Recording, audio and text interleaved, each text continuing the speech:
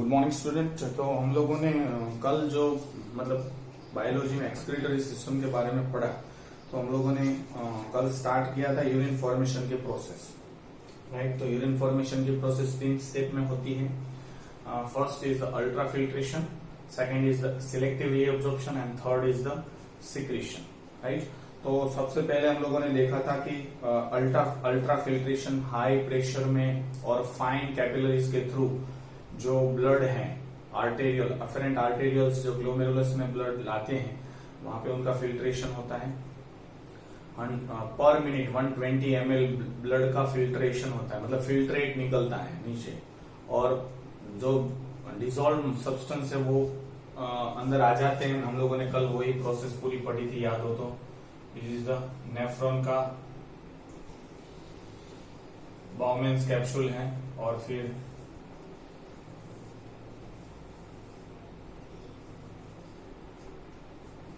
ठीक है, इस तरह से हम लोग, तो यहाँ पे जो अपरेंट आर्टेरियल्स ब्लड लेके आता है, यहाँ पे फाइन नेटवर्क ऑफ कैपिलरी होता है, उसको हम लोग बोलते हैं ग्लोमेरुलस, राइट। ये बाउमेन्स कैप्सूल है।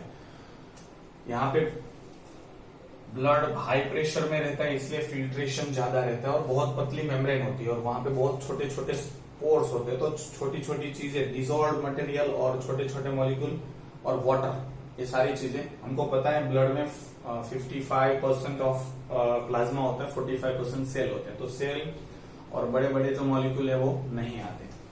जो बिना फिल्टर वाला है वो यहां से इस तरह से मतलब ब्लड वेसल लेके उनको जाएगी, राइट। और ये वाली ब्लड वेसल उनको ब्लड लेके आएगी। अब जितना फिल्ट्रेट हुआ है उसका रीअब्जॉर्प्शन होता है पीसीटी पे। यहाँ पे पीसीटी है प्रॉक्सिमल कॉन्वोल्यूटेड ट्यूबल्स।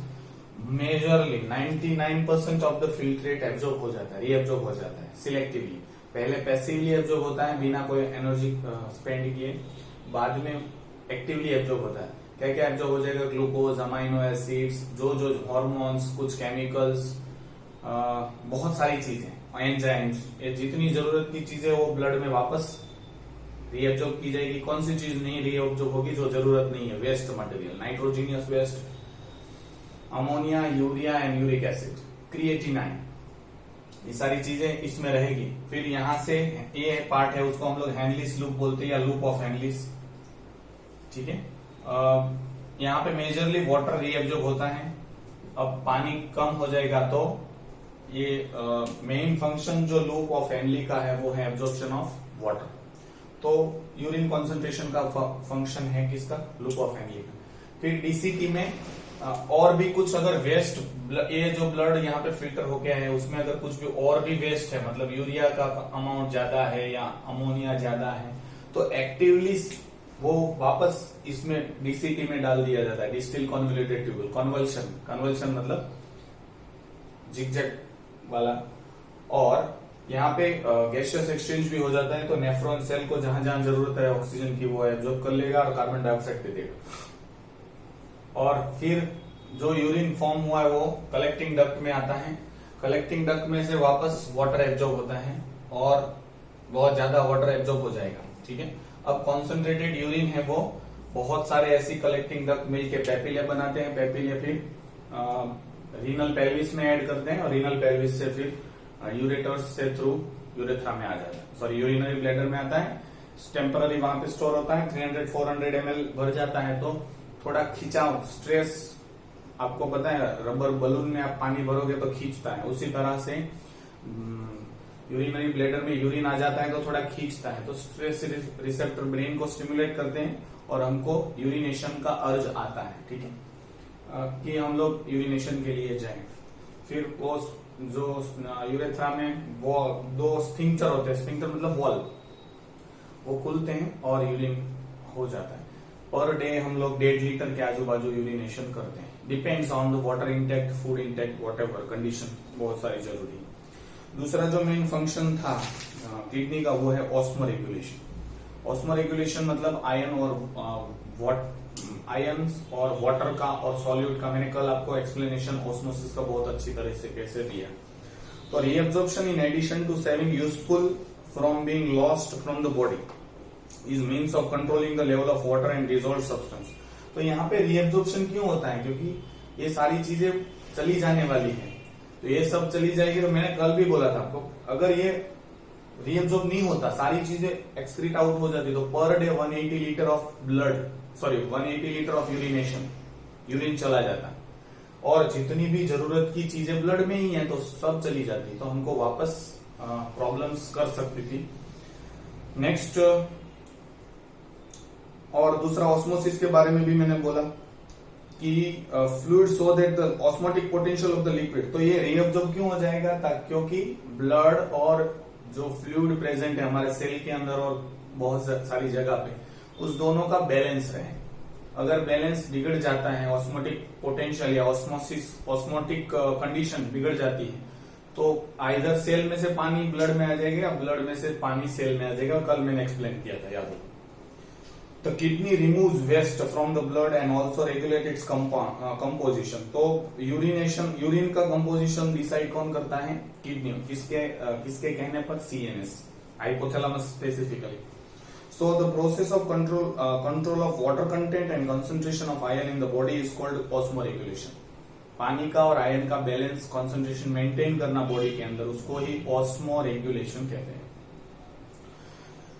ऑस्मोरेगुलेशन वो किडनी करती है। Osmoregulation is very important. The blood plasma should be maintain at the right concentration. मैंने कल भी आपको बोला था कि ब्लड का प्लाज्मा होता है, ब्लड के अंदर दो चीज है, plasma and blood cells. Plasma 55% होता है, 45% ब्लड सेल्स होते हैं। प्लाज्मा का कंसंट्रेशन मेंटेन करना पड़ता है। अगर अदरवाइज, मैंने कल आपको बोला था, ये जो ब्लड कैपिलरीज ब्लड लेके आई है, उसमें अगर वाटर कंटेंट ज्यादा है तो वो कहां पे आ जाएगा, सेल के अंदर आ जाएगा और ये सारे सेल फूल जाएंगे। ठीक है,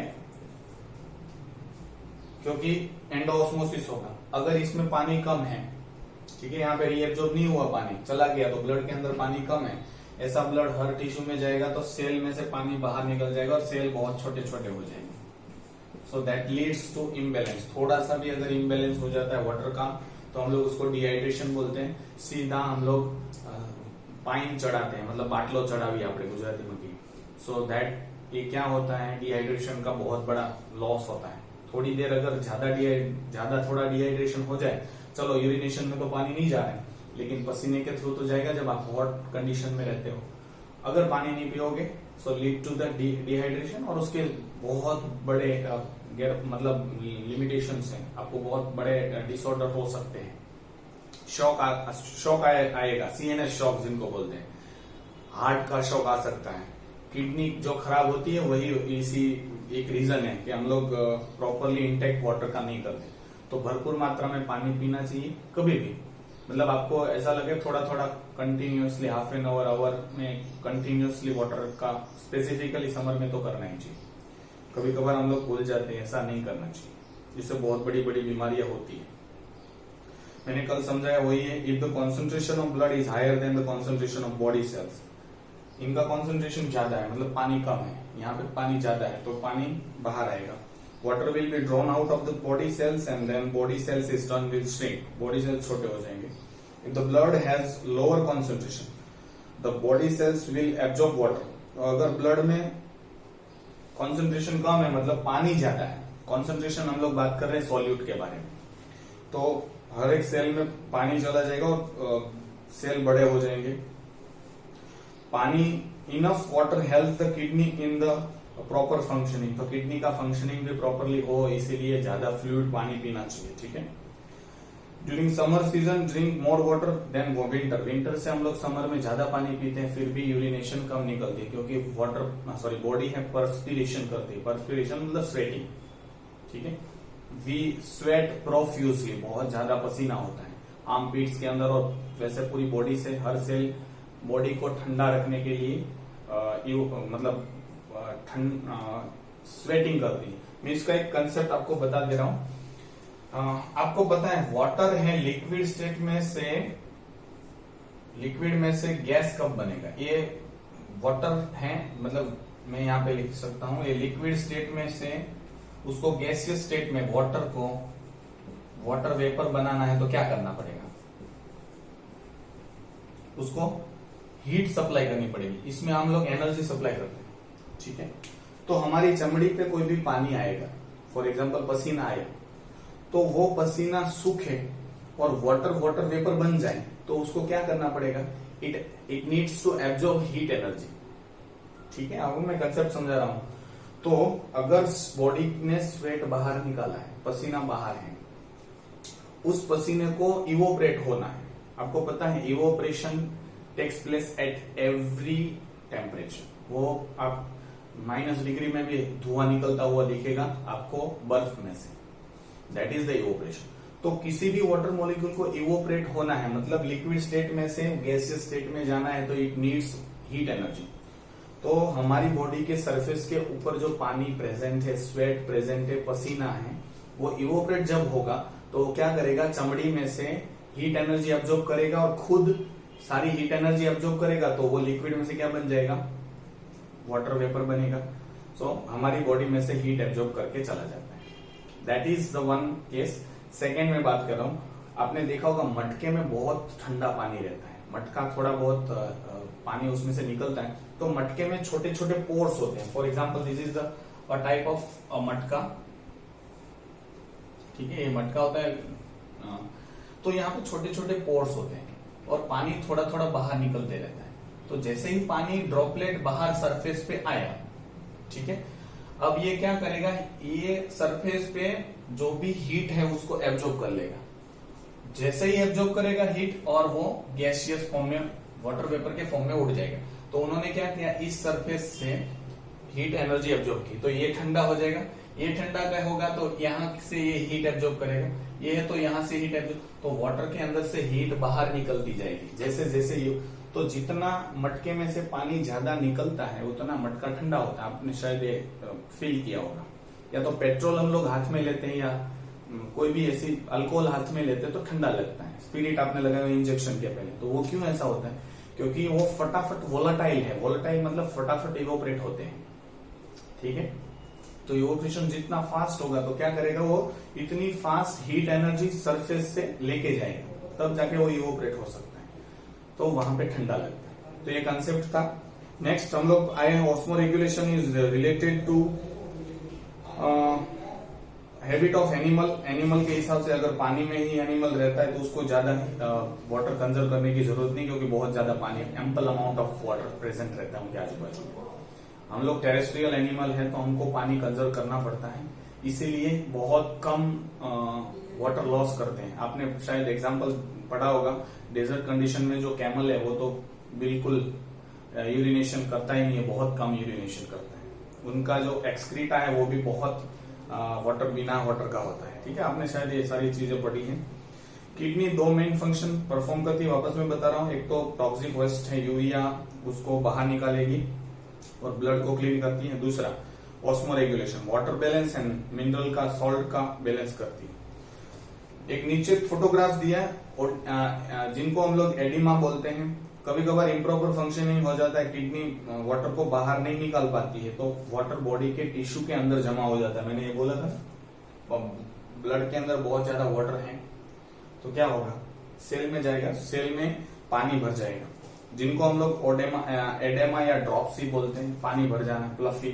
ठीक है, ये बहुत बीमारी हुई थी, एपिडेमिक्स हमारे कंट्री के अंदर है। 1998 में बहुत ज्यादा हुई थी। क्यों? क्योंकि हम लोग मस्टर्ड ऑयल का एडल्ट्रेट फॉर्म हम लोगों ने कंजप्शन किया था, जिसको हम लोग आर्जिमोन सीड ऑयल बोलते हैं। ठीक है, तो मस्टर्ड ऑयल का भेड़ सेल जिनको हम लोग बोलते हैं, मिलावट वाला खाया था। कौन सा? आर्जिमोन सीड ऑयल मिक्स की करके हम लोगों ने खाया था, बहुत सारे लोगों ने, तो उसकी वजह से हुआ था। किडनी मशीन का मैं सिंपली बता देता हूँ। जिनकी किडनी खराब हो जाती है, भगवान ने हमको 2 किडनी दी है, अगर एक किडनी खराब भी हो जाती है ड्यू टू सर्टेन इन्फेक्शन, कुछ बीमारी की वजह से या कुछ इंजुरी की वजह से या हमारे इम्प्रॉपर हैबिट की वजह से, तो एक किडनी पे इंसान जिंदा रह सकता है, नॉर्मल लाइफ लीड कर सकता है, ज्यादा वो वर्क नहीं कर सकता। अगर जिनकी दोनों खराब हो जाती है किडनी, उनको डायलिसिस पे रखा जाता है। तो फॉर एग्जाम्पल ये आपका हाथ है, ठीक है, ये हाथ है। अब यहाँ पे आपको पता है, यहाँ से वेन आती है, उसको बाहर निकाला जाता है, वहां से ब्लड निकाला जाता है, और एक आर्टिफिशियल मशीन होता है, डायलाइजर होता है, उसके अंदर सेलोफेन ट्यूब होती है, उसके अंदर ब्लड हमको पंप करना होता है और फिर वापस ये यहाँ से ही एंटर कर जाएगा, ठीक है। इसके अंदर प्लाज्मा होता है। प्लाज्मा मतलब हमारे ब्लड में जितना ब्लड में जो प्लाज्मा लिक्विड पार्ट है वैसा ही प्लाज्मा इसमें होता है, ठीक है। दोनों का कॉन्सेंट्रेशन सेम होता है, एक्सेप्ट इसमें सिर्फ वेस्ट मटेरियल नहीं होते। तो जैसे ही ब्लड आएगा तो ब्लड में जो भी वेस्ट मटेरियल है वो बाहर निकल जाएंगे, क्योंकि यहाँ पे है ही नहीं वेस्ट मटेरियल। जितना भी वेस्ट है, urea, uric acid, creatinine, ammonia, वो सारी चीजें, ये सेलोफेन होती है, सेमी परमिएबल होती है, तो बाहर निकल जाता है। और यहाँ पे कंटिन्यूअसली है जो प्लाज्मा होता है वो बदलते रहता है। यहाँ से यूज अप, तो कंटिन्यूअसली सर्कुलेशन होगा तो सारा जो खराब वाला फ्रेश प्लाज्मा यहाँ से पंप आउट किया जाता है और यहाँ से निकाला जाता है जो वेस्ट है वो। तो इस तरह से सर्कुलेशन करेंगे तो जितना भी ब्लड, उनका डायलिसिस मशीन पे रखना पड़ता है, किडनी थोड़ी देर, 1 घंटे, 1 आध घंटा होता है, 1.5 घंटा, उसमें सारा ब्लड है वो फिल्टर हो जाता है। तो ब्लड में जो भी वेस्ट मटेरियल है वो इसमें आ जाता है और इंसान जिंदा रहता है। कुछ प्रॉब्लम्स कभी कभार आ जाते हैं, ये बहुत पेनफुल कंडीशन है, तो ये इनको हम लोग आर्टिफिशियल किडनी बोलते हैं। Artificial kidney machine works on the principle of dialysis. Dialysis is a process of separating small molecule from the larger one using semi permeable membrane. तो ये डायलिसिस मतलब कम मॉलिक्यूल ज्यादा मॉलिक्यूल से सेपरेट हो जाएंगे, छोटे छोटे मॉलिक्यूल, यहाँ क्योंकि हमारे ब्लड में ज्यादा मतलब वेस्ट होता है, वो यहाँ पे बिल्कुल नहीं है तो वहां पे चले जाएंगे और इस तरह से डायलिसिस होता है।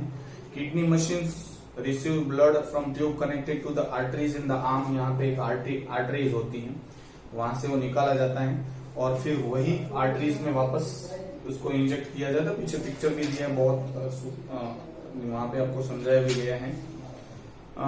तो क्लीन ब्लड है वापस रिटर्न कर दिया जाता है। इस तरह से इंसान में आर्टिफिशियली ब्लड को प्योरीफाई किया जाता है। तो यहाँ तक हम लोगों ने ये जो बहुत इंपॉर्टेंट जो चैप्टर था उनका हम लोगों ने कंप्लीशन कर दिया है। आई think so I have covered every topic. तो मेनली क्या होता है, क्यों किडनी खराब होती है, उनके कुछ रीजंस यहाँ पे आई थिंक सो दिए हैं। There are pairs of kidney in our body. Artificial dialysis machine पे करना पड़ता है। तो हेल्दी किडनी के लिए क्या करना पड़ेगा, आपको एम्पल अमाउंट ऑफ फ्लूइड लेना पड़ेगा। दूसरा, डू नॉट, जो अर्जीज आती है यूरिनेशन की उसको रोक के रखना नहीं है उनको, मतलब यूरिनेशन के लिए आए, यूरिन आया है तो आपको फटाफट जाके यूरिनेशन करके आना है, बिकॉज इट विल टेक 1 ही मिनट लेता है। लेकिन अगर उनको रोक के रखोगे तो बहुत प्रॉब्लम है। दूसरा, मैं वापस बार बार बोल रहा हूँ, पानी, नींबू पानी हो तो और भी बेहतर है। एक दिन में 1 आध बार तो नींबू पानी पीना ही चाहिए। अदरवाइज वो नहीं है तो सिर्फ पानी, बहुत एम्पल अमाउंट ऑफ पानी पिए, ठीक है। कभी बहुत ज्यादा देर तक आप प्यासे मत रहो। अगर कंडीशन ऐसी है कि पानी नहीं मिल रहा है तो ठीक है, अदरवाइज बहुत जबरदस्त होता है कि आप पानी बहुत पिए। Stay healthy. और यहाँ पे हम लोग ये चैप्टर कंप्लीट करते हैं। इनका वापस एक बार रिवीजन करना, रीड करना। अगर नहीं समझ में आया तो यू कैन आस्क मी, कोई क्वेरीज जो भी हैं you can free to ask any time. तो इस तरह से बहुत छोटा सा चैप्टर और इम्पोर्टेंट चैप्टर है, हर आपके एग्जाम पॉइंट ऑफ व्यू से तो बहुत ज्यादा इम्पोर्टेंट है। तो यहाँ पे हम लोग रोकते हैं। नेक्स्ट भी हम लोग, I think so I will try to take some more chapters in the biology. Next I think so circulatory system will take. Thank you, have a nice day.